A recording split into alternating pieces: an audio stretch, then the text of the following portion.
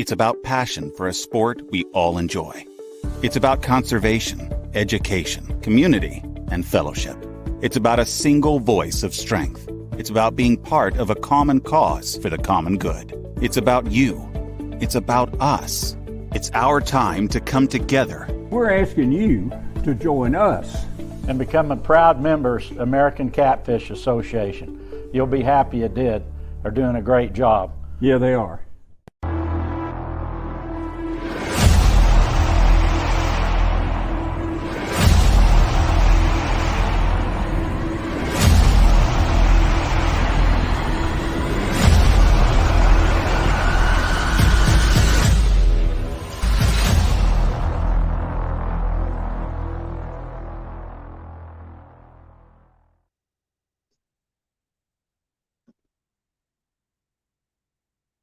I think so.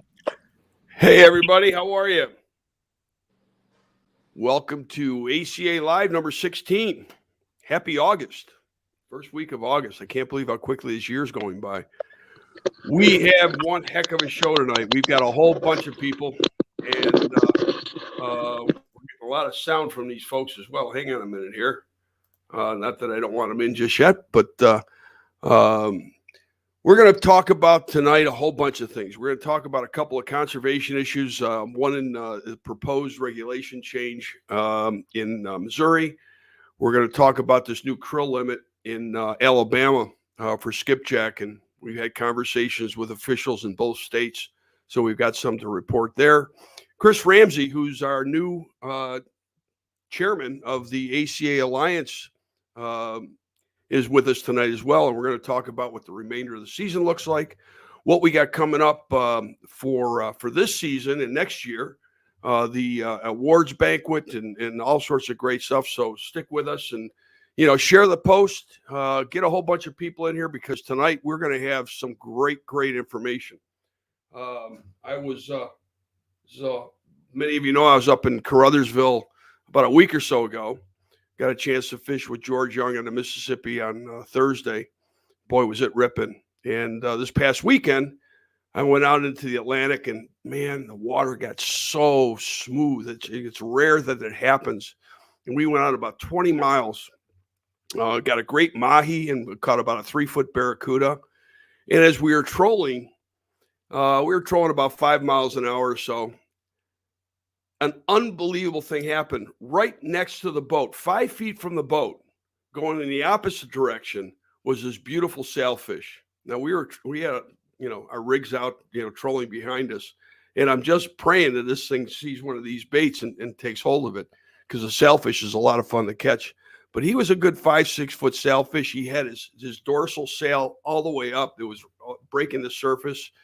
One of the fastest fish in the water. Beautiful to see, and unfortunately didn't take the bait. So, just absolutely fantastic day on the water on Saturday, and I was invited to go out tomorrow again, and early in the morning. I may or may not, depending on what happens tonight. I got to contact some folks over in China. Great news! If you're an Easy Slide user.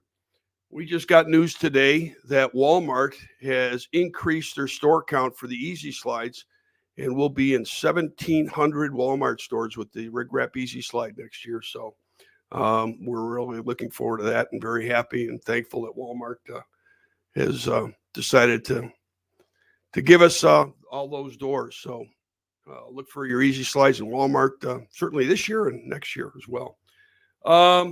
Okay, so I'm going to bring everybody in here. This is going to be a loaded frame, so get ready. Let's see here. There we go. We've got, where's Mark? There he is. Mark, you got a light on over your head. You look like an angel. Oh, you got the new ACA jersey on. Buddy. Looking good. Hang on, I got to bring this up by itself. Go ahead. Give us a fashion show, Mark. There you go. Good looking jersey, right? Is it? Yeah. It's a nice material, very comfortable. Yes. Yes, it is. Yeah, I like it. Oh, good. I like it. Good. Good. The way you use it, everything. Breathable. Looks good. Great. Well, you have to get up and like spin around and walk the catwalk for us. Well, No, I'm on my kidding. phone, so I can't I'm make kidding. this. You're good. You're good. Thank you. So we got Chris Ramsey with us, Ken Smith with us, Mark Johnson, his new modeling career, and Charlie Crook from Meat Hunter Rods. Charlie, you got something coming up pretty soon that I think you've already more or less announced it, haven't you? Can't hear you, Charlie. Hang on. It could be on my end. Hang on. That's on my end. Go ahead. Yes. I was going to say, I think you muted me there. There you go. I'm sorry. That's okay. Go ahead. So we got a lot on. of things coming up. Which one are you talking about? The Labor Day weekend event or? Well, we could talk about that as well. Let's talk about that in the second half of the show. But no, I was talking about the other thing. But I don't want to say it because I don't know if you've revealed anything. Are you talking about on the new Boss Hog Rod? Okay, you said it. I didn't. Okay. Yeah. We've gotten really close on that. We went out this weekend. Jamie Bardsley and Steve Henderson and I down on the Mississippi River, and we had a ton of fun. And Jamie took us to some great spots, and within the first 5 minutes we had fish on, and we're just having fun with that rod. I'm excited to bring it to the market. To be honest, we're calling it bad. You can bump, anchor, drag, or drift with it. It can do it all. It's cool. It's a lot of fun. It's a lot of fun. Well, it's a great acronym. Yeah. But thanks for the invite to talk about that a little bit. Oh no, I think it's a great opportunity as always, and I think folks are gonna. I had a chance to. Charlie invited me to work with him on developing the logo, and together I think we came up with something pretty cool that I think we both agree that you're going to sell as much merchandise with that logo as you will rods. Without question. It was pretty cool. You are talented with your advice on that. I promise you. That was just a concept, and we directed a graphic artist to do it, so I didn't do it. It's just a concept. Yeah. Anyways, and then Ken. Yeah. We don't. Your wife is really the star of any show, right? And she broke her foot or her ankle. How's she doing? Well, she's doing fine. Don't encourage her, please. She'll be in a second. Seriously, do you really think that Paula needs any encouragement whatsoever? You know her too well. No, she dropped a drawer on her foot for the last week or so, and her top of her foot thinks they may have broke a couple bones right on top of her foot. So she's been limping around the last few days. Okay. Well, tell her not to push it. We want to see her, happy and healthy, not miserable and obnoxious. Yeah. So anyways, guys, you all sit on the ACA Conservation Committee. And when I was in Caruthersville, and actually before that and after Caruthersville, folks were coming up to me and asking about the new Alabama skipjack, the krill limit that they're putting on there as of September 1. And I've had several conversations with Mark about this. And Mark has some opinions regarding the interpretation of the law. Today, I had a conversation with the assistant enforcement chief for the state of Alabama. And he's under the impression, and this is what, Mark is diligently working on, that they say that it's 100 per angler krill limit per day, and it also applies to possession. So really what's happens is that according to the enforcement officer, and Mark is probably the best one to go at this and to interpret the law and what possession actually means. And Mark, you think that possession has a different meaning to it, correct? I do. Well, no, I actually think it's the same meaning. But okay, but how the possession's being interpreted by enforcement, right, we believe is incorrect. Yes, because the Alabama's always had their creel limit, and that is their possession limit. Okay, so if you're out fishing, you're catching fish or something like that, you got over 30, you're over the limit. If they're in your boat, they're in your possession, you're at the boat ramp, you get a ticket. However, it's a daily limit. So if you go home and you go back the next day, you can catch 30 more. This stuff about, in your possession, after you clean them and put them in your freezer, well, then that's technically saying you can't catch another crappie till you eat those 30. And that's never been the way that's been imposed. And if you apply that to the skipjack, they're going to say, well, you can keep 100 a daily limit and have 100 in your freezer only. So if you use 10, you can go catch 10 more and have no. It makes no sense, and it's not the spirit of what the Creole possession limit, in my opinion, is. I understand the enforcement, the Alabama. I mean, that's the impression that enforcement has about this, and that's what we're going to try to get clarified, so that there's a better understanding throughout the different agencies within the state. So, yes. Hopefully we can get an answer for this and a clarification within the different offices before September 1st. So nobody is caught, in an unfortunate situation with what they're interpreting this to be. So we're on it. Ken, you've experienced things like this as well. And possession in let's say in Tennessee, give us your thoughts on this, if you would, please. Well, it's just like Mark said, your creel limit, your daily limit, possession limit, at least here in our state, I'm not sure what Alabama is twice the creel limit. And that it does include what's in your freezer, or at home, or anything like that. Now, granted, here's the catch is that no officer without a search warrant is going to come into your house and search your deep freezer to see how many fish you have. That's just not going to happen. That's just not something that most wildlife agencies do. It's kind of more of an honor system. But you've got to understand why these limits are in place to begin with, is to make sure that everyone has a fair chance of catching something. Say, I go out and catch 1,000, you might go out the next day and not have that opportunity. And that's why those possession limits are in place. And yet, Mark, help me out here in Alabama. Is it twice the creel limit? That's what it is here in Tennessee. I'm looking at the creel limit on the guide thing. It says, except as otherwise provided for state and federally owned and managed fishing lakes and ponds, the creel possession limits and for fish in all public waters of this state shall be as follows. And it says, black bass, 10.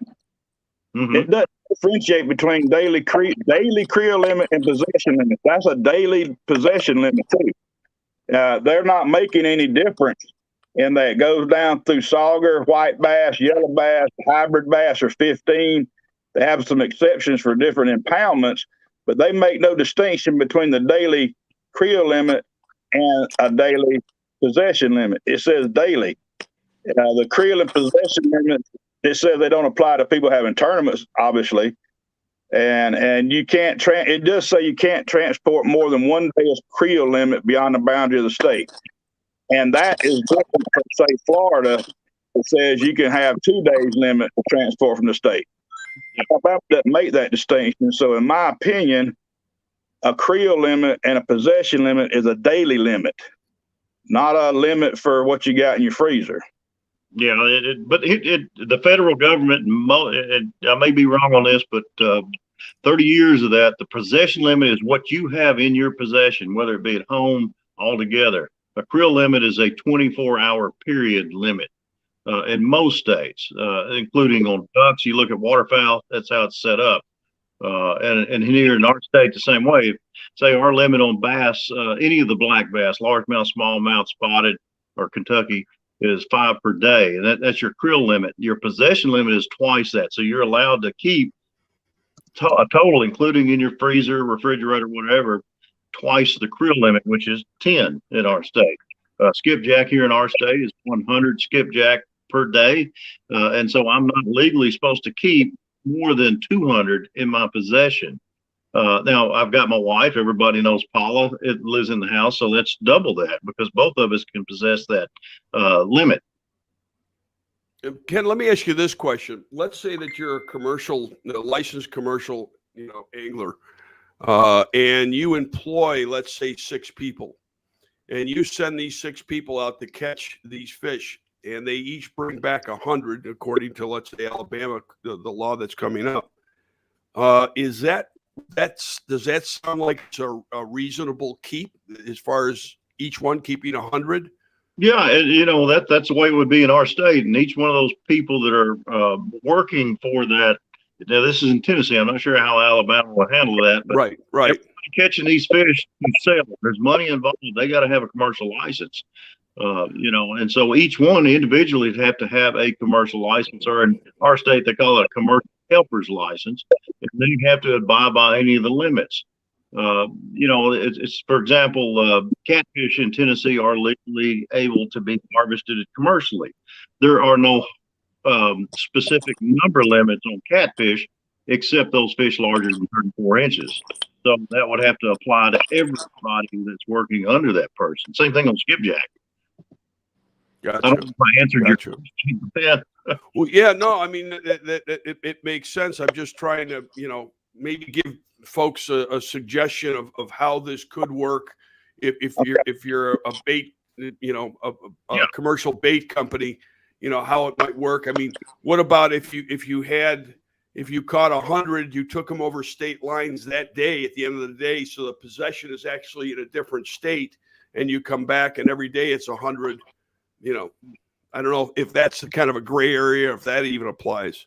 No, and again, you start getting into the interstate traffic of wildlife, and you got a whole different set of problems, especially with the federal government. But, say I'm a commercial skipjack fisherman, and I go out and catch my legal 100. I have each day I got 200. I leave the state. I sell them. I no longer have those in my possession. I can come back and catch more. Well, legal. Yeah. Well, let me tell you this. The first paragraph in Alabama's rule says unlawful for any person to take or have in possession more than the daily limit for any fish is established herein. Okay. Then it goes down and says the daily creel and possession limit. It doesn't say, it doesn't make any significant contrast between having possession more than the daily limit. Daily limit. It Right. keeps saying the word daily. It doesn't mean, it's a daily limit. There's no language in there about you can have 200. It just said you can't transport more than 100 out of state or more than the daily limit out of state. For instance, talking about skipjack would be 100. But to leave it open like it is, regarding your comment on commercial fishermen, then the Alabama commercial fishermen are going to get the short end of the stick here because somebody from Mississippi or Tennessee could come here and catch. They can come 12 people, catch 1,200, leave, come back next day, catch 1,200 more because they're taking. Right. That's defeating the purpose. No, I mean, and really, this conversation is taking place for the commercial end of things because I don't think a recreational angler, really needs to catch more than 100 per day. No. For their tournament efforts or recreational efforts, even if it's them and the few of their friends. But every commercial fisherman I've talked to has no problem with the 100 fish limit a day. They simply want to be able to comply with the law and still sell their fish, And I really don't know that the board, the game and fish people, understand that the market there is for that, for skipjack. And let's put it this way. If they can't sell the fish, you take people coming in for a big tournament on Wilson or Wheeler, they may go catch their own skipjack. They may catch 100. They're going to use 30 or 40. What are they going to do with the rest of them? They're going to chunk them over the side of the boat when they're done. And you're going to have waste fish, And so there's both bait fishermen do serve a legitimate purpose. And there's a little bit of economic impact involved there too with those people. And my suggestion was definitely what Glenn and I talked is if they get some kind of privilege to have more, that they keep a log of the fish they catch, the average size and the times, and they can turn all that information over to DNR to help them see if the fish are getting bigger over a period of years or smaller or whatever. If they keep some information while they're out there catching them, they're averaging 12 to 18 inches. Then 2 years from now, they're getting 24 inches. We're getting bigger fish or we're getting smaller fish. People are out there catching them. They're a good resource of information for DNR to study and see if they're 150. Oh, and I'm sure they will, because I think this all came about because they went out and they started doing some research and seeing that they weren't getting many skipjack in their nets. Exactly. Charlie, you fish a lot of tournaments. I mean, what do you think of this? I mean, as a tournament angler, are you okay going out and catching your own bait? Because that's what it may boil down to. Yeah, and we do a lot. We do it both ways. Well, if we it's really depends on the amount of time we have. If we have time to come into town before a tournament and catch some bait, we will. And if not, then we're very dependent on getting with the bait company and buying some bait. And the only thing that I see with Alabama, where Mark may mention to the short end of the stick on the commercial guys, my take would be if they're a residential, meaning they live in the state of Alabama, commercial fishermen, there should be some leeway there for those guys, because it's an economic hardship for somebody that set up a business and worked this for years, and then all of a sudden that's pulled out from underneath them. So I'm hoping that's not going to be the case for those guys, because I don't think that's fair at all. Yeah, as far as me I brought that up to the enforcement, the assistant chief of enforcement for the state of Alabama today, is that, how this is going to affect small business for Alabama state residents. I mean, that operate businesses within the state, just as a point of reference is that the next hearing that is coming up is February, March, where they'll look at this and review it. So as we get a little closer to that, and as we kind of determine exactly what possession means in the language of this law, and again, hats off to Mark for his efforts in deciphering all of this. But once we really have I think a viable argument to take to them, we will definitely be there in that next hearing period, or at least make our suggestions well known. So for those that are in the bait business in Alabama, we're certainly going to go to bat for you. Right. And so from the conservation side, Glenn, I can say I personally have never taken over 100 skipjack out of Alabama back home. I never have. I don't think really it's necessary for any one angler to possess more than 100 skipjack or bait fish or whatever the case might be, 100 of any fish for that matter. Right. I mean, because we want them fresh. Well, I understand that, but I mean, if you're going through 100 skipjack in a day or two, no, man, you're on some fish. Yeah, you're doing well. I'm sad to say that's never happened to me. Let me give you an example, and this is personal experience. At Bama Blues last year, we were running around trying to catch a few skipjack. We went all the way up to Wheeler Dam there behind Gunnersville. And there was a group of guys that said, we can save some skipjack. We've been down here for a week. We've got a camper and a portable refrigerated trailer. They were from Indiana or somewhere, and we've been just catching shad, skipjack, everything. We got them frozen already, and we've been down here for a week. We're we're sleeping in tents, and we're hauling them back home. But we'll save some of the ones we got. And they've been down here for a week catching all they could catch. That's the kind of thing where I think we need to discourage them from a conservation standpoint. But not, Alabama's recreational fisheries and the bait and all should be reserved for, Alabama people. And if somebody's going to commercial, provide bait, then, be the Alabama commercial guys, or either raise the out-of-state commercial fishing license to about triple like they do hunting and fishing license. And that may discourage some of it. But I personally saw people that were taking advantage of that and getting all they could take back to their home state to sell for whatever class they want to sell. Ken, again, Tennessee has this krill limit and possession limit in place. How has that worked out for the state of Tennessee? Again, just 4 or 5 years ago, we didn't have any limits on skipjack. And like you said, we have guys come down, like Cumberland City is a good example. They come down there and catch 300 or 400 of these things, take them back to Ohio or Kentucky and resell them. Again, just like you were talking about, if I'm a sports fisherman and I go down there and catch all these skipjack, I cannot legally sell these things in that state. I got to have a commercial license to do that. I'm assuming Alabama the same way. Yes. It is a big issue, and it's brought up. Good friend Quentin brought it up about 2 years ago at a catfish conference, and we were talking about it. Do we need to? We don't have enough information about skipjack. What's their life history? How do they reproduce? There are plenty of them. We don't know. Catfishing is becoming a bigger industry, a bigger sport. We need to look at this and see, are we taking too many of these things? I don't know. But in Tennessee, I also think that anglers as well as states are going to have to start taking a hard look at Asian carp as bait. Yeah, and it works. We use it, especially this hot time of the year. Yeah. Yeah, I was speaking with a biologist in Indiana a couple of months ago, and they were saying when they put out their trot lines to catch their samples, they catch 3 times more catfish on Asian carp than they do shatter skipjack. Yeah, in the hot summer, that's the key. Yeah. So we did that last weekend. That could be the trend. Or 2 weekends ago. Yeah. How you do with it, Charlie? You're going to see used it for bait. You're going to see a big hit on gizzard shad and thread fins in Alabama, because that's what they're going to default to. That's what you got to use the bait that they're using at that time.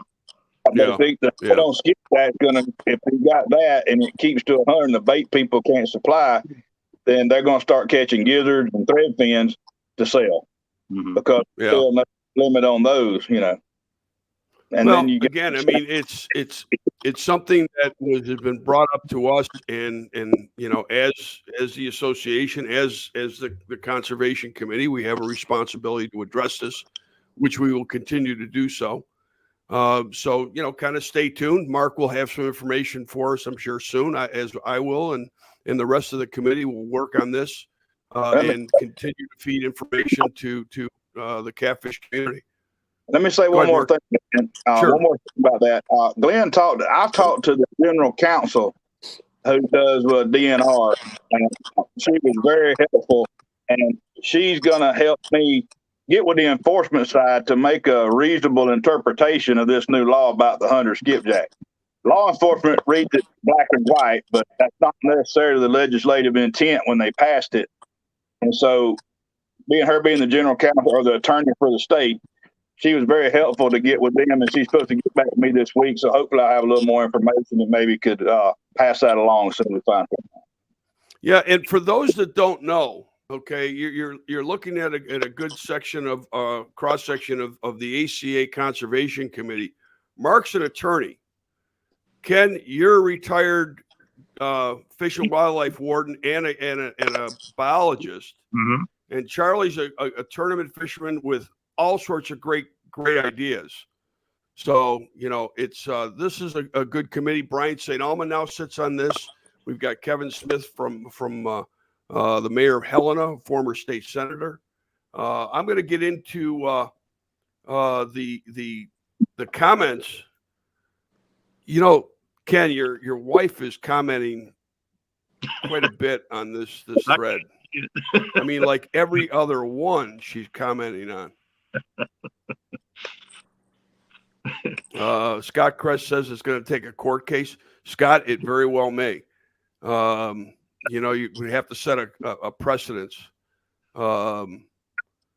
Fishing with Clarence, I'm a lawyer too, if you need an opinion. I don't know if you all know who Clarence is, but I'm not sure that you want him representing you in court. But I'm trying to read one of Paula's comments. Tennessee's limit, we know this. Tennessee limit is 100 per person, and if I take 20 people with me, that's 2,100 skipjack per day. She said, Ken, I will hush now. No, she won't. No, I was going to say, I mean, that ain't going to happen. That ain't going to happen. So listen, we're going to take a quick break. When we come back, we're going to talk about the state of Missouri and what they're proposing. Stay with us. Stay tuned. This is going to be a great show for information about conservation in various places. So, guys, I appreciate you hanging in there. We'll be back in a couple minutes.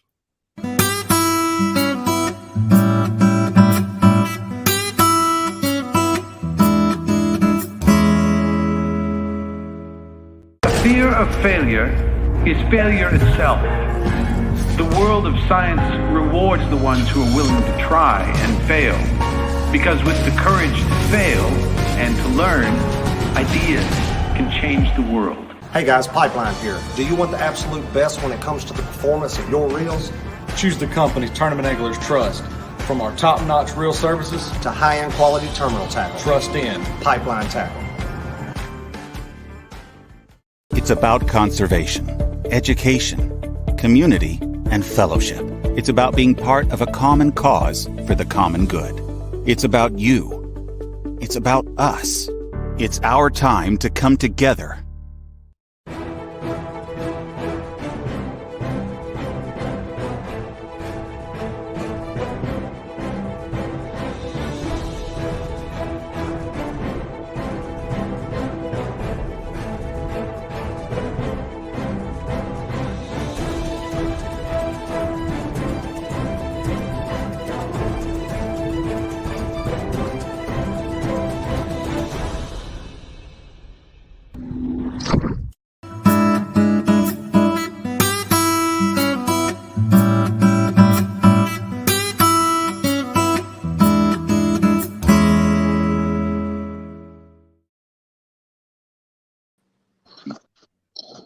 All right, who here knew that?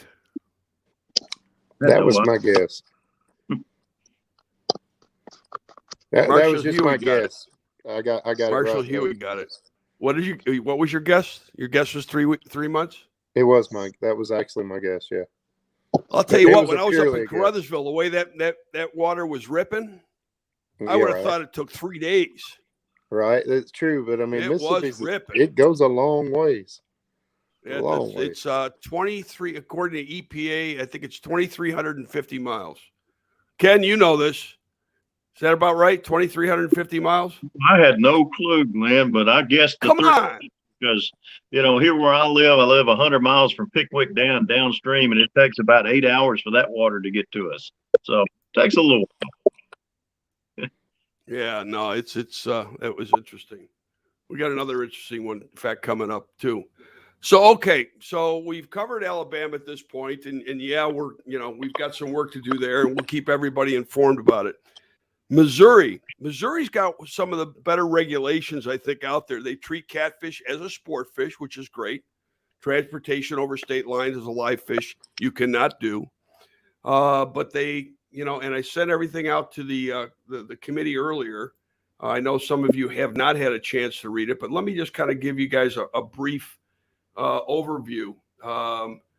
What their potential sport fishing regulations will include will be establish a minimum length limit of 18, 21, and 24 inches for the blue catfish, flathead catfish, and flathead catfish on the Mississippi and or Missouri rivers. Currently, there is no length limit, which, I'm sure that everybody would agree that that's a great minimum to be put in place. Maintain the current daily limit of 5 blue cat per day on the Mississippi, but establish that only 1 blue catfish over 30 inches in length may be kept as part of that limit. Again, I think that's pretty good. I'd like to see, and I'm sure some of the other folks would, is an overall bag limit, krill limit, and then potential commercial fishery regulations include establish a minimum length limit of 18, 21, or 24 inches for the blue catfish and flathead catfish on the Mississippi and the St. Francis rivers. Currently, the minimum length limit is 15 inches.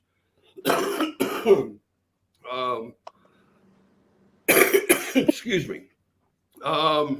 People can learn more about the regulations being considered and view the research and reports. And I have a link here, which I'm going to copy. And I'm going to provide everybody in chat with. Hang on a second here. There you go. Now, right now they have the limits, which I'm seeing them putting on these limits. I think that the The limit of the 30 inches, I think that's what it was for the blue. I think it's a good idea. Ken, again, I'm gonna go back to you. Tennessee's got some great regulations, and you are definitely one person that knows good from bad on this kind of thing. So, what do you think of the proposal? Well, that sounds good to me, but you get into your tournaments, you can't have but one fish over 30 inches. Keep that in mind that, you got a big tournament out there. You can't have but one over 30. Well, but a lot of times you're going to have 2 or 3 guys in a boat. So, right. You'd have 2 anglers with, they could have 2. Yeah. Yeah. So it'd be 2 over 30, so 1 under, 2 over and 1 under on a 3 fish limit, or 2 over and 3 under on a 5 fish limit. I think that, they're asking for public opinion on these potential regulations. And we'd love to hear everybody's comment. What we're going to do is we're actually going to formulate a formal letter. Ken, I think you and I worked on a letter to Tennessee a while back, kind of the same thing. And what we will do is we will certainly endorse these suggestions, these potential regulations, or kind of maybe give a different idea, suggestion to them, and added suggestions that we may have the opportunity to provide the state. But I think overall, I think that it's certainly a great step in the right direction. What do you guys think? I agree, Glenn. I do. I think it's great. Yeah. I think there's a lot of states. Indiana is working on some recommendations as well.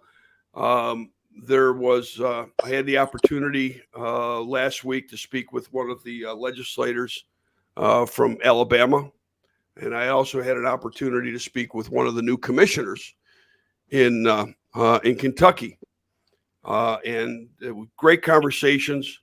They're very, very much in favor of moving that needle, in favor of catfish, in favor of us, participating with what they're trying to accomplish or what should be accomplished.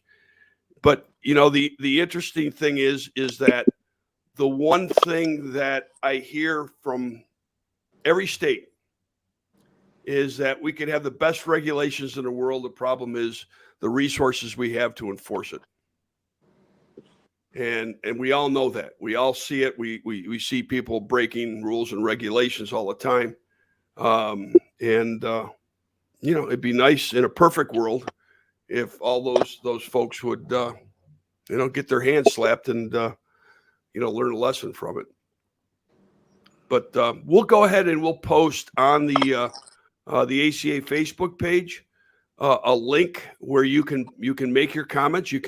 We'll put a link there for the current regulations. We'll put a link as far as the regulations go, or what they're proposing. And then we'll put a link where you can actually make a comment to the state of Missouri regarding this proposed information. Good idea, guys? Yeah, I think so, Glenn, but I'm curious what the commercial side of them, what are they saying about this? Have you heard anything? What's their comment? They have us on potential commercial fishing regulations include establish a minimum length limit of 18, 21, or 24 for blue catfish and flathead on the Mississippi and the St. Francis rivers. Currently, the minimum length is 15 inches. So they're looking to increase that limit, not by much, but by some. Now they're saying 18, 21, or 24 is the minimum length as a minimum length limit. Currently, the minimum length limit is 15 inches. So, why isn't there a maximum length limit? Good question. I mean, I think there needs to be a maximum length limit. Right. So my thought goes to on commercial fishermen, if it's being used for for intake or food, the better catfish would be a smaller size, but you wouldn't want to take your breeder fish to eat. And so that's pushing the commercial guys to take larger catfish without limit. Is that what I'm hearing you say? So no limit on the larger? Right. Yeah. The commercial side of things needs, and there's where our suggestion for a modification of these potential regulations come into play. And again, I was looking more at the for the recreational angler. Those look good. The commercial thing, I think they're, more or less the commercial guys, that should be looking more like a slot limit. Yeah. And that's Glenn, is that the commercial guys, that's why I brought it up, are the ones that tend to make all the rules. They have for hundreds of years. They're the ones that say, this is why we want it. Right. It's time for us as a sports fisherman to say, wait a minute, let's look at this. Right. No, I agree 100%. The Mississippi River would need a maximum length limit just for the recreational guys, just as much as Missouri River would. I mean, it's got it on there, Mark. For the recreational angler, that's there. No, not for. It says the only over 30 inches is for Missouri River. It doesn't say anything about a maximum length on the Mississippi. It just says minimum. You're right. Yeah, you're right. They're excluding maximum lengths on there. Yep, you're right. But I need a 34-inch rule across the board, or something. Maybe 30, maybe a little short. I don't know the Missouri River specifications. They may have something required for it, but Mississippi, I think, can handle a 34-inch rule. Yep. So again, and this is what we're going to do, is we're going to go ahead and we're going to review this in detail. And again, everybody has seen this now. And we're going to make these suggestions and proposals. And that's what we're here for. These are some of the things. And again, we'll post the links that you can go ahead and review all this and make your public comments to the state of Missouri. But in the past, again, Missouri they classify catfish as a sport fish, and they really do a good job. And Ken, I always, when I'm talking to a lot of these states, I always say that the state to emulate is Tennessee. Of course, you get some really good backers, George, of course, and Bill. They're really the ones that started this whole thing. And for years, we didn't have any catfish regulations, and they finally got that. And, the 34-inch rule, you look at it, those larger fish, 20, 30 pounders, are not near as common as the smaller fish. And that's the reason that. And you have to justify your what you want. It's like the skipjack. We'll go back to it. Why is it 100 per person? Right. You got to look at it like, why is that justifiable? The same thing. But again, I wanted folks to kind of get a peek into, what everybody's doing and everybody's opinion and how this all works and how we share these ideas. And, you guys see certain things that someone else may not. And that's why it's a great synergy for all of us to come together, to look at this, to make the suggestions, and then go out. And, for those that don't know, is that, we all work together, we all communicate with one another, and to make the ACA conservation efforts the best it can be. And appreciate everybody's efforts here and ideas, and it all works.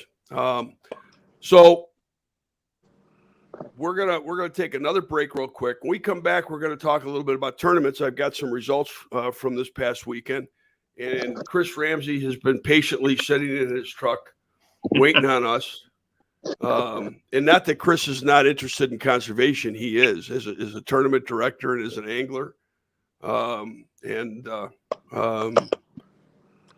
he's awfully quiet. You have nothing to say? Wait a minute. Is your microphone not on? Wait a minute, Chris. I can't hear you. Are you muted? Wait a minute. No. Try it again. I don't hear you. You got like your earbud in or something's not working there? Connect it up. Well, we're gonna take a break. We come back. Chris is gonna get that fixed. We're gonna talk a little bit about tournaments. Now, Mark Johnson, Mark is a pretty active guy. He also sits on, he's the co-chair of the ACA Tournament Alliance now as well. So, and then Charlie's a tournament angler, so we're going to get his opinion. Ken, Paula's probably sitting in the wings, and she's going to give her opinion on tournaments as well. Just about guarantee it. She's going to come hobbling in there on that foot, and she's going to have something to say. I'll put money on it. So we'll be back. 2 minutes.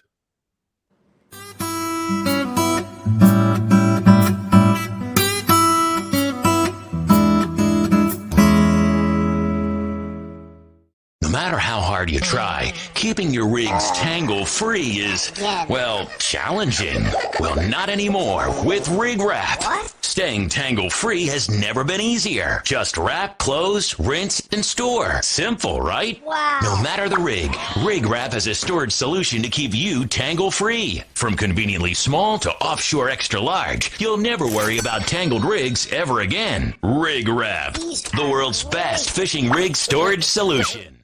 Over 8 million anglers enjoy catfishing every year. Woo!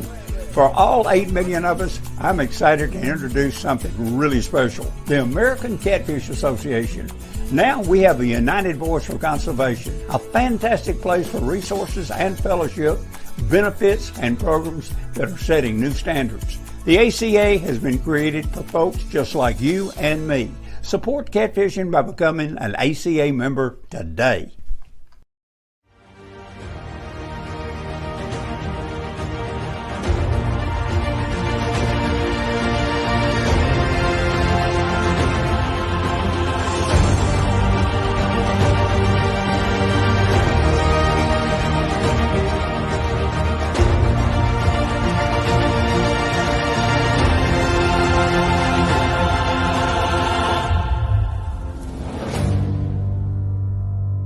Cat River Anchors.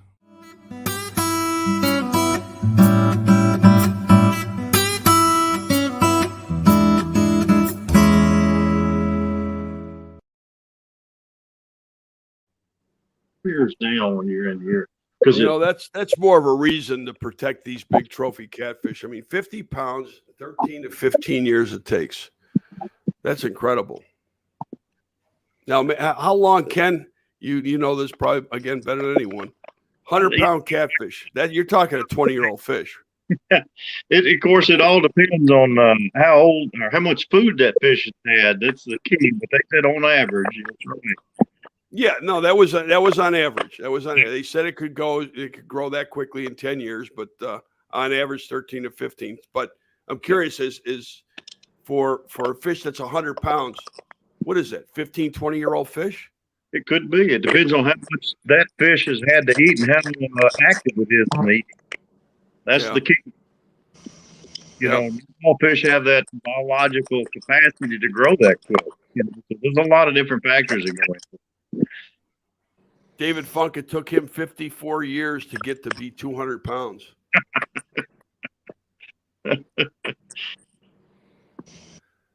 He's always got that comment. I'm telling you. He's a humorous guy, unless he's picking on the Buffalo Bills. Then I take offense. So, Chris, can we hear you now? I don't know. Can you hear me? Yeah, we can hear you. There you are.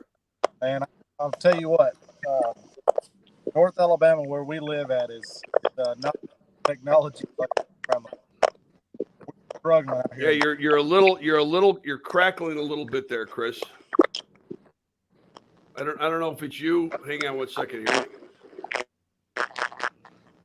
Try it again, Chris. How about now? Really? Go ahead, Chris. How about now? Can you hear me? I can. It's either Charlie or Mark that's giving us a little bit of feedback. I apologize, guys. Charlie, I got your mic muted right now. I think it's coming from you for some reason. But I'm going to want you to chime in on some of this. So, Chris, We've got a little bit less than half a year left in the ACA Alliance. People are chasing points like crazy. It's a lot of fun. It's a lot of fun. Yes, it is. I've had a lot of phone calls. We took off. Bama Blues specifically took off the month of July just because of the heat and the spawn. And I had a lot of anglers calling, checking up on points, getting ready to gear up for the second part of the season. One thing I can mention about that real fast is, guys, if you're listening and you're an angler and you're keeping up with your points and you feel like something may be wrong, please reach out to the tournament directors that you have fished and let them help you figure out where that point discrepancy is. It could be multiple things. It could be a director issue. It could be a software issue. But start looking at your points today, and because we don't need to get into the year and then have 1,000 people coming in saying their points are messed up. So start today. Check on your points. Very simple 200-point system. So anybody should be able to kind of figure out where they're at. And like I said, if there's a discrepancy, please reach out to me. Mark's also on the committee, or your tournament director that you usually fish with, and let's get them things fixed up immediately. Yeah, what we can only score what is put into the system. Right. If you have the opportunity,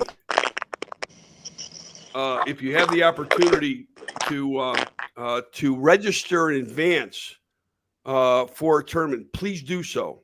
But remember too to add your teammates, and if they're ACA members, make sure that you check them as ACA members so they get their points, because we're always chasing that stuff around. That's pre-register for these events are huge, because we're all humans. So the tournament directors, we sometimes get some names wrong or whatnot. We at Bama Blues, we have a website that you can go to and you can register for all of our events. You can contact Mark at M&J and they can give you the link. Most of the time, I see a lot of people putting it out at least 2 to 3 weeks before, if not longer. So guys, pre-register for these events so these mistakes won't happen. That's again, it's kind of like a pro golfer. Obviously scores are kept, but they've got their own scorecard and they've got to keep track of that in order to qualify for the end of that tournament. So keep track of it. Let us know if there's any problems. Let your tournament director know, and they'll be in touch with us. We want everybody to get their points, and you got a chance to win a new Sea-Ark boat. I mean, you got to see this boat. It's custom wrapped. It's going to have all sorts of goodies in it. And on top of that, the folks at Pure Fishing, which is Abel Garcia and Ugly Stick and Berkeley's, along with Garmin and B&M and Offshore Tackle, Rig Wrap, Bill Dance Outdoors. Everybody's come together, and there's over $100,000 in cash and prizes at the end of the year. I mean, this is huge. Now, there's an event coming up September 4th. It's called Fishing for a Cure. And if you go to catfishingforkids.com, you can sign up for that event, and you got a chance to win another Sea-Ark boat. So if you're an ACA member, you have a chance to win 2 Sea-Ark boats, which is incredible. I mean, I've been working, and I'm hoping that Charlie might come back in because Charlie's been very instrumental with this event. Brad Andrews is putting this together. Charlie has been participating with it. I've been working with it. There's a number of people. Steve Henderson and the Sea-Ark family's been working on it. Again, catfishingforkids.com. Go register. They're limited to 100 teams. So get involved. Get in and help these kids. The proceeds are going to St. Jude's. So catfishingforkids.com. Sign up and be part of this, and your chance, if you're an ACA member, 2 boats. you got a chance to win 2 boats. Chris, Mark, so we've got several big tournaments coming up and throughout between now and the end of the year. If you haven't joined the ACA, do so. You still have an opportunity to fish a whole bunch of events, a whole bunch of opportunities to get your name in the hat, to win this new Sea Arc boat. Every time you fish an ACA event, your name goes in the hat. Whether you win, lose, get skunked, whatever the case might be, you still have a chance to win this great boat. So go over to jointheaca.com, get your membership for the ACA, and things are only going to get better. We've got, I think it's 32 trails or events, 183 events total this year, and we're expecting a whole lot more in the Alliance next year. Am I right, guys? Yeah. I think so. We're going to have some more participation. Participation is growing leaps and bounds. I think I get lots of questions about it. So I'm looking forward to next year. Now, Chris, we're going to put a call out there here in the next few weeks for tournaments that are not part of the Alliance this year, and those that are, to let us know if they want to be part of the Alliance for next year. So we'll get all those together.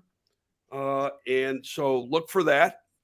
Also, we got a big awards banquet coming up in February.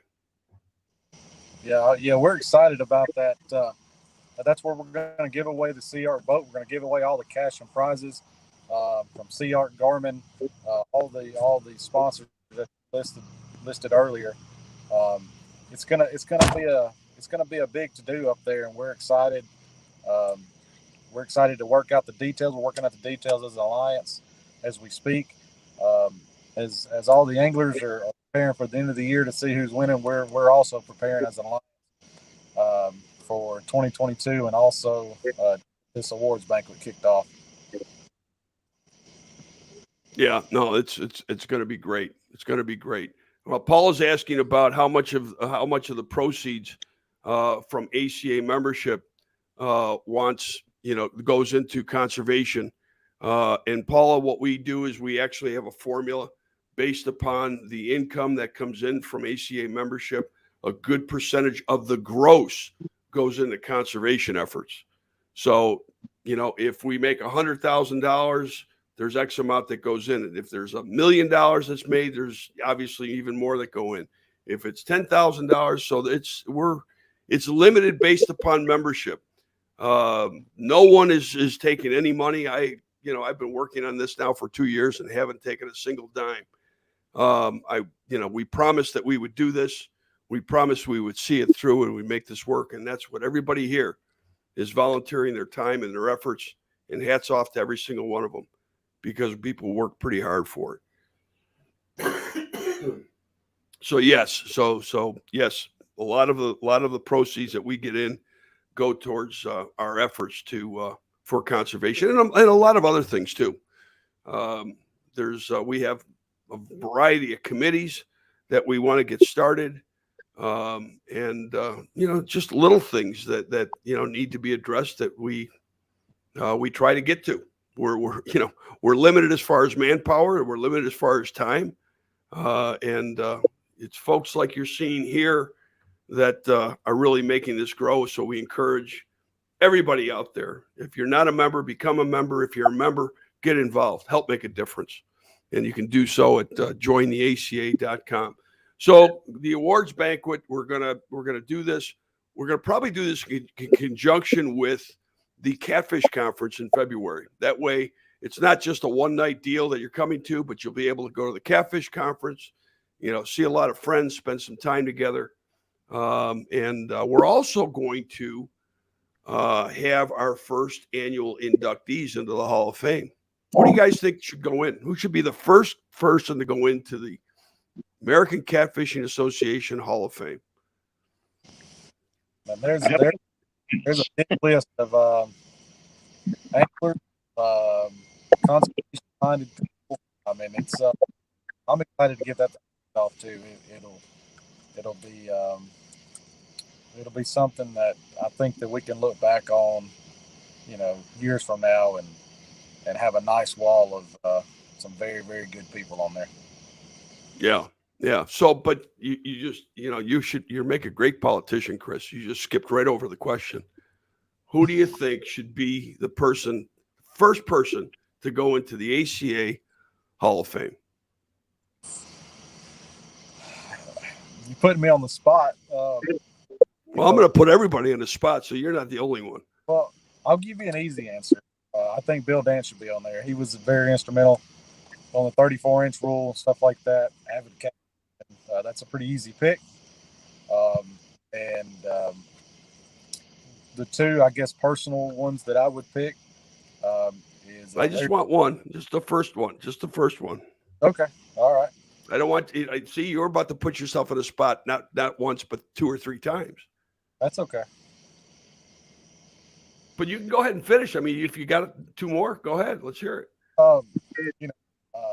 Somebody that we loved watching fishing for years was Mr. Larry Muse. He kind of started the dragon stuff, and he was very instrumental in that. And he's been around for a long time, and still puts a whipping on these youngins. At my age, so I don't think he'd be too bad of one to be inducted. Come on, you're not that young. Don't give yourself that kind of credit. I'm still hanging my hat on that. I'm still in my thoughts. Okay. Ken, who do you think? Hey, your wife is chiming in here, and she's saying Steve Douglas, which is actually a pretty good suggestion as well. That was going to be one of my suggestions. I figured she'd be saying her, but I'm going to agree with that one. Oh well, Bill, he's been so instrumental from way back, and he fished in the same area as Larry Muse. I didn't think of Larry. Larry is if you ask him anything, Larry will tell you. He has no secrets. No, Larry's a great guy. Yeah, Larry was one of my first pro staff members in the catfish segment for Rig Rap. I have all the respect and admiration in the world for the guy. Super guy, too. But I'm hearing David Funk is saying Doc Lang, another great one. Mm-hmm. Another Marty Bardo saying Bill Dance. I mean, I'll save my opinion. I'm not gonna influence anything. So all right. So Mark, what do you think? Well,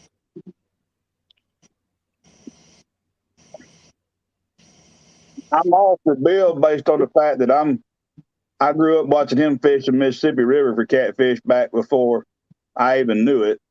But I'm also for Larry Muse because he's done a lot for the sport to promote catfishing in the way we do it today. I think he was one of the first stand-up guys that I saw that was out there, on some of these early tournaments and making a difference. And more importantly, he has never failed to share all his tips, trade secrets, or whatever he doesn't mind telling you.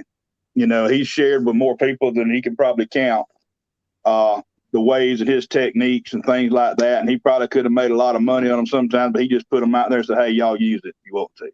So I got a lot of respect for him. Yeah, no, he's a wealth of information. But your suggestions are all great. And Bill certainly is somebody that undoubtedly has done so much for the sport of fishing, for catfishing. He has helped us out tremendously, as have a number of other people. Paula wants it should be a male and female.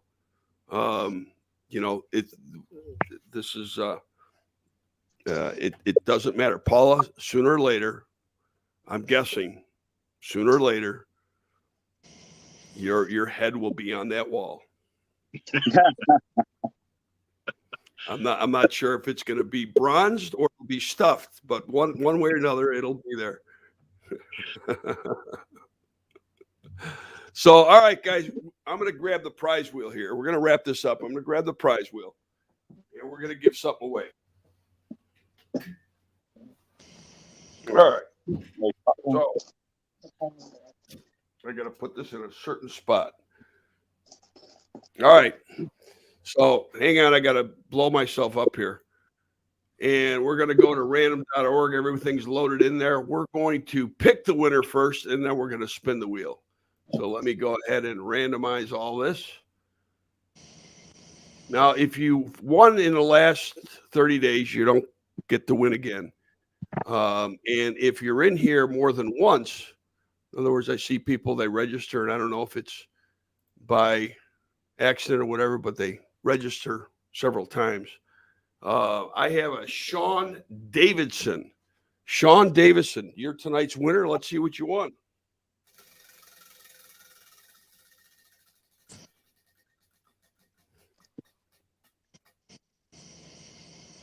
Offshore Tackle. Sean, Offshore Tackle makes some of the best planer boards in the country, and their stuff is really, really cool. I'm going to contact them. If you would, send us your information to info@acafishing.com, and we will pass it along to Offshore Tackle. And Offshore Tackle is going to send you some great stuff from them. It could be some swag. It could be some planer boards. But they've got some terrific, terrific stuff. If you haven't already, check them out. I think it's offshoretackle.com. So give them a look-see. Great supporter of the American Catfishing Association, one of the original supporters, along with B&M and CARC. And our thanks are to them. It's always there. So appreciative of everything that they've done and do. So, guys, I appreciate tonight. Mark, you want to model that jersey one more time? ACA. Okay. Let's see the backside. Right. All the logos of all the tournament trails are on the jersey. Yes, they are. They look really good. You got your name up here. You got your name on the back. Named up somewhere up here. Yeah, no, it's on the other side. There it is there. And then you got the American Catfishing Association Conservation Foundation there. And on the shoulder, your left shoulder. Look at there. That's a good one right there. There you go. M&J, baby. There it is. There, yeah. On your left shoulder.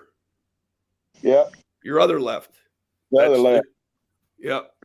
That's the catch photo release. Catch photo release. Got that there. We always need a flag. Got the flag there. That's great. Stars facing forward. I was told that's the way they always have to go, charging forward. Yeah, got joined the ACA on the sleeve. Yep. Very nice. Good. Comfortable. Good quality. Yeah. You got one for your wife too, right? Did. She's already wore hers. She likes it. Good. Y'all got to. You're gonna need to get one, Paula. That's right. Paula's gonna want one. Christmas is coming, guys. Christmas is coming. We can put instead of putting Smith on the back, we can put Catfish Queen. What do you think? I think you can give her a big head. No. Paul wants to give women an equal opportunity. Women have an equal opportunity. I've seen some women outfish a lot of men. There's a lot of great female anglers out there. This is, so hats off to them. They do a terrific job. Speaking of Paula does a great job. There was two females put a whipping on them over in Mississippi this past weekend. We had Miss Rose Thompson. She got big fish at a Vicksburg tournament, and then Jolena Huffman, her husband Danny, they got second place in that tournament. So the women, women out, so. I always kid Hugh Thompson that when he takes Rose fishing, that she's the one that's teaching them all how to do something. Before we go, and I forgot to do this because we've been talking about so much stuff.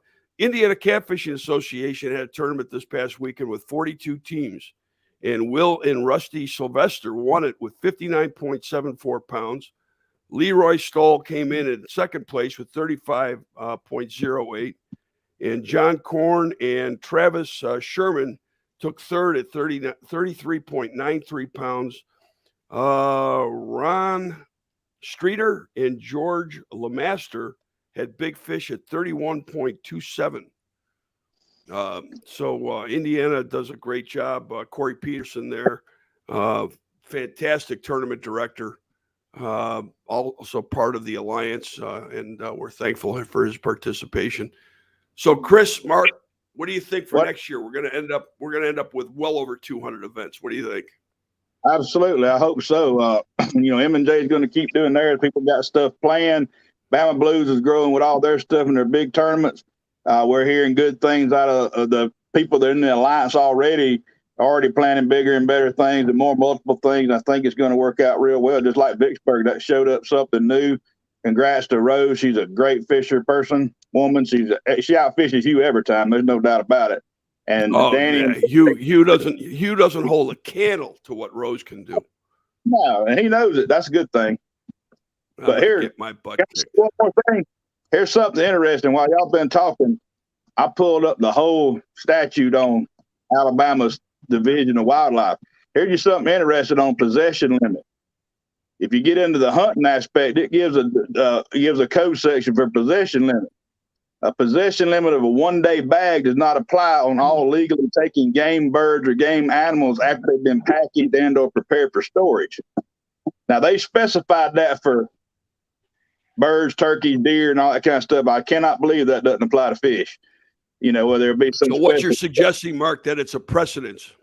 Yes, that's what I'm suggesting. Matter of fact, specify all deer and turkey in possession beyond 48 hours from harvest or in the possession of another person that did not harvest a deer are exempt from a possession limit. As long as they were taken in the daily bag limit. So once you've prepared it, packaged it for storage, you're on to your next daily bag limit. And I think that should apply to the creel limit because it doesn't say it doesn't. Yeah, but I also think that on a commercial level, I can think of talking about for recreational anglers. Right. But I'm thinking on a commercial level, though, too. I don't think that anybody's going to be able to remain in business long if they're limited to 100 fish. And again, this may be something that is so needed, and I'm not going to pretend to know the science or the biology in that state. Apparently, they made the decision based upon some information that they got and research that they did. So I am certainly not one to second guess their science. No, I'm not either. But I will say this for the record. I've talked to several commercial skipjack fishermen, and none of them are opposed to a regulation on a daily limit. They want to see them get back to what they were. None of these guys are opposed to 100 fish a day. They said sometimes we don't see 100 fish a day. So they're not opposed to that. They just want to be able to stay in business, and they want to comply with the law every way they have to. They're just worried about complying with the law. They don't want to do anything that's non-compliant. Right.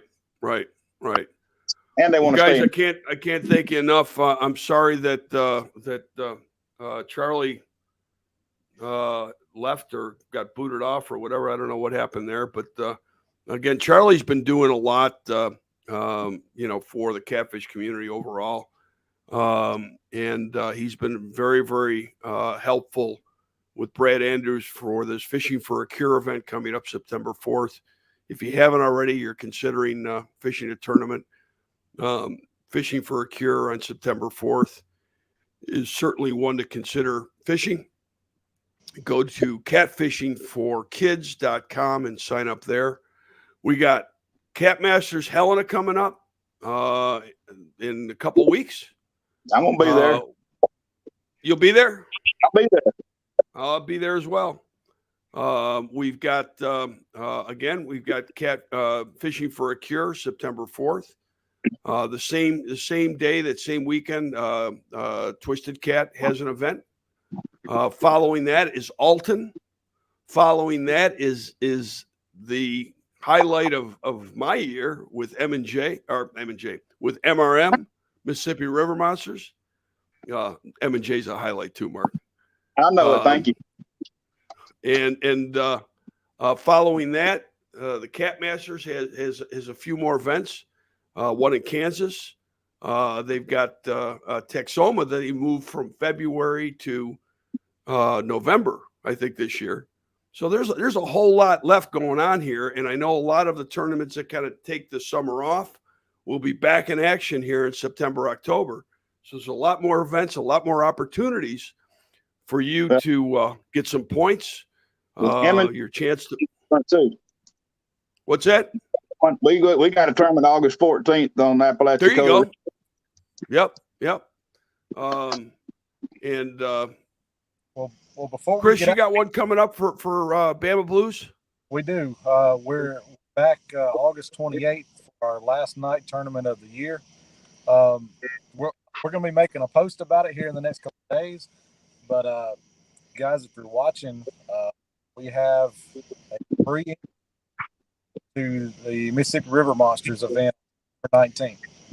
All you go up and fit with us, and your name will go into a hat, and then we will be giving out a free entry. So come out. That's right. That's right. You have a free entry to MRM to give away. Wow, right. That's great. So just come and fish with us. Your entry is your ticket, and then we'll pull it out of the hat right after the weigh-in on Sunday morning. So, like I said, we're going to be making a post about that. We're going to try to get as many people. I know the MRM event, capped event now, and that's kind of where the industry's going. So there may have been some people that got left out. So if you got left out and you want to get a chance to get in, just come out and fish with us and put your name in the hat. Excellent. You and Corey will also be at MRN helping out, which is very appreciative. Thank you. Yeah, hey, Chris, you going to go jump in the boat with Marty? What's that? You going to go jump in the boat with Marty tonight? I don't know. We met Marty and Corey got on them a night, let's see, 2 nights ago.